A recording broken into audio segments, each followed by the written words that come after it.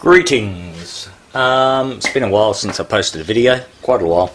But I'm going to show you today a couple of new products that are coming, that are due for release very shortly. They're in final testing. These will really be sneak peeks or just an overview, and I'll do some videos later on in the coming weeks that are going to show you in more detail what you can do with them and what sort of features they offer.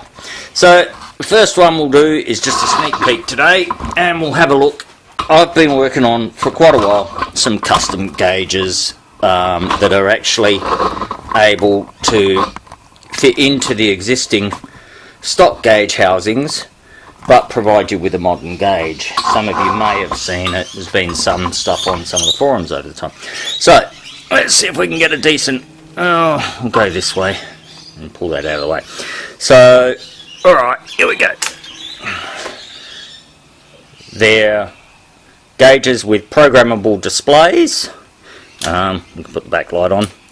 So you can choose what parameters you want on each of the top and the bottom display. All of the parameters are programmable in terms of the ranges.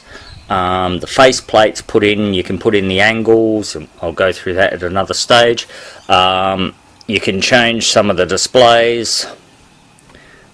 You've got a set that you can cycle through, all of which is programmable. So you can set what your 4 sets of displays are out of the 12 different display types. Let's see if we can get a better angle, if you can see. So the gauges are stepper motor driven, so it's all electronic.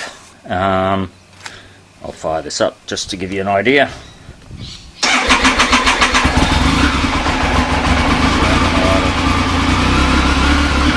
Don't know if you can see.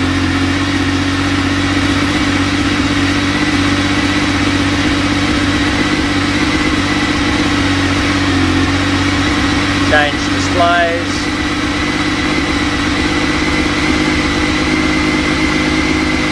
Oh, sorry, put it in the box setting mode.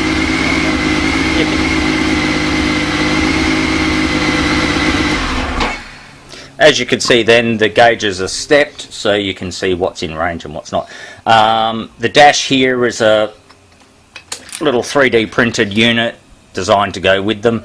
So anyway, that's coming. Soon there'll be some stuff on that. But what we're really here today to look at is on this bike. So this bike's friend Mark's bike that we've been working on for a while. It's went out of the shed, it's come back in just to have some gear shift issues resolved. I think it's mostly due to this heel toe shifter monstrosity that causes an issue. Alright, so that's probably not the best angle, so let's come along and have a look over here. So what has been added is, you can see those green connectors down there. They run to a different harness which has just been put in and mixed into the stock harness. So I'll get the unit that's going to go. Alright, what goes in there is one of these. This is what I call an OBD Bridge. So what we're looking at doing is providing over Bluetooth onboard diagnostic information to either a phone or a laptop that you can then log the data if you like. Any of you familiar with Talk is the software I'm using to talk to it. It's designed to go on any bike, including more modern ones, and provide you with that link, because a lot of bikes don't have the OBD protocol. So inside you can see there's a micro, some interfacing, Bluetooth underneath, and input conditioning and protection. Of note, you can see these jumpers down here. There are 6 analog inputs. These allow you to bias them because if you're running a bike without the instruments and just with the phone or whatever as the dash, this provides the current sources so that your temperature gauges and everything that's stock will work. Alright, let's put it on and see what we get. So I'll just pause it for a second while I install stuff. No rocket science involved. I've just plugged the unit in. Make sure that's it. Now here, just bring in my old phone, which has got fire up torque. Now this has got a default display set on it with pretty much all of the parameters you can possibly have, except for air fuel ratio, which if you've got an O2 sensor you can do. So it's looking for the bridge, which isn't there at the moment. So we'll turn power on. And you'll see it's found it. And just working out the protocol and connected. So you can see that the oil switch is on as you'd expect. We're in neutral. If I change gear, you'll see it go off and back on. If I put the high beam on, you should see the high beam LED, fan, that sort of thing is all set. So let me just move this up to the dash, and then we'll change the camera angle to try and come in and give you a reasonable view. Let's see now. Hang on. Sorry. There we go. That shouldn't be too bad. Hopefully that'll come up all right. Oh, sorry. Go back.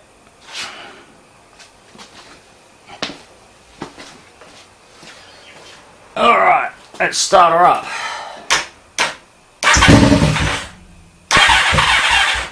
I'll be out of fuel.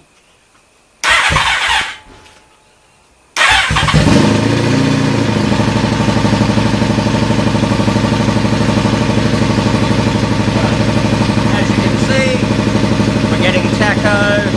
Obviously we're not travelling. The update rate is, as you can see, reasonably quick.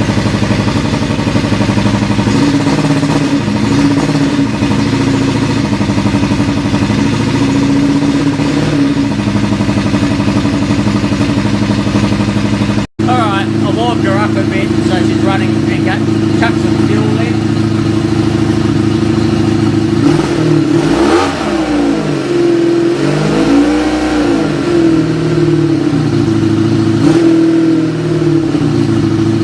High beam.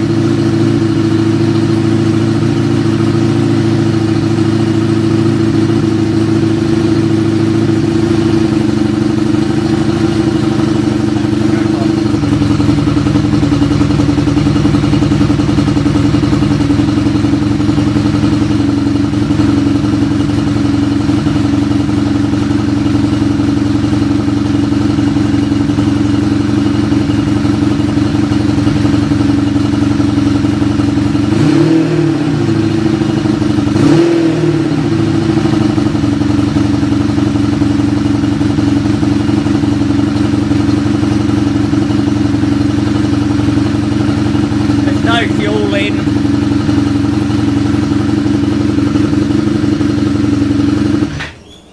I'll just kill it.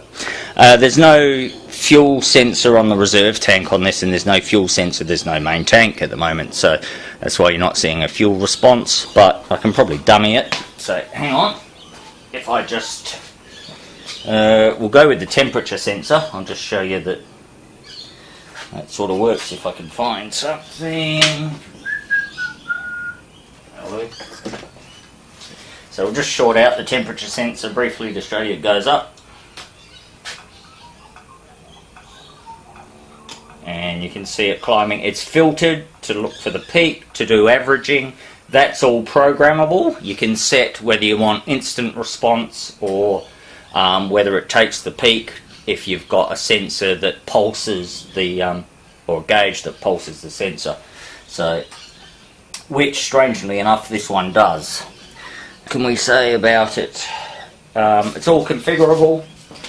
It's all programmable in terms of ranges. There's some OBD PIDs. It grew out of the dash code that you saw over there. That I thought, oh, well, we can do something with that. Now, here's an important point. Setting it up, there's a USB port on the bottom. Let's see if we can get it, if I pull it out here. Yep. It's angled down. You might be able to see in there. There's a little micro. We can get it to focus. There's a micro USB port just in there. That if you plug the cable in and open the serial port, you get all the configuration screens that are just no special software. It just operates off a terminal like a VT100. I use a thing called Putty, if you're familiar with it, that allows you to navigate through the menus and left and right and just set all the parameters. It actually gives you it's able to poll the real-time values and tell you what they are. So if you're setting a fuel tank sender, you can set it to minimum, read the value, set it to maximum, read the value, plug those straight into the configuration in the table, and you're good to go. It allows you to set curves rather than straight linear compensation, so that if you've got a non-linear gauge or non-linear sensor, you've got 2 breakpoints, so you can set that. That's pretty much enough for now. Gives you an idea. It's very, very close to release. Over the coming weeks, I'm probably going to do some videos showing. We'll do a setup with the speedo because I'm still working that.